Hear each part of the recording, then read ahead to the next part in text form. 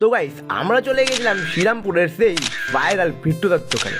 এনাকে দেখলে না আমি অনেক রেসপেক্ট করি, কারণ এনার মতন মানুষ আজকালকার দিনে দেখতে পাওয়া যায় না, কারণ গরিবদের বিনা পয়সায় খেতে দেয়। আর এখন এনার কাছে আছে ফ্রাইড রাইস, চিকেন কষা, পোলাও আর চিকেন কষা, আলুর দমটা এনাদের এখন স্টকের বাইরে আছে। এনার কাছ থেকে শোনা নাও ফুল ডিটেলসটা।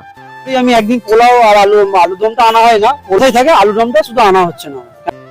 সত্যি বলতে এনার মতন মানুষ আজকালকে দিনে দেখতে পাওয়া যায় না। এটার কারণ হচ্ছে একটাই, যে গরিবদের খেতে দেয়। আর অনেক খাটনি করে আজকে এই জায়গায় দাঁড়িয়ে আছে। একজন এক্স ফুটবল প্লেয়ার ছিল। আমি বলছিলাম এটাই, যে এদের মতন মানুষদের কাছে আমরা যদি একটু খাবারটা খাই, খেয়ে যদি টেস্ট করে দেখি কেমন হয়েছে না হয়েছে, তাতে আমাদের অসুবিধা কিসব? 50 থেকে 60 টাকার তো ব্যাপার, এদিক ওদিক তো অনেক খরচ হয়। এদের কাছ থেকে খেয়ে দেখতে তো পারি আমরা, কি বলো, তাই না?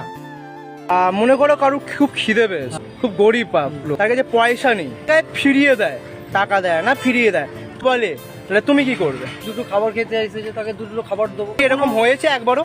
যদি বলি এরা বলবে আমি ইয়ে বলছি, করে কেউ বলে আর কেউ করে না, সে কেউ বলে বলছি আমি বলবো না, কিন্তু এলে আমি কাউকে ফেরাবো না, এইটুকু বলছি।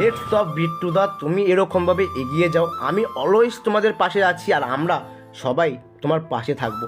এগিয়ে যাও। এরকম ভিডিও দেখতে হলে লাইক, কমেন্ট, সাবস্ক্রাইব আর ফেসবুক পেজটা ফলোটা করে দাও। Thank you.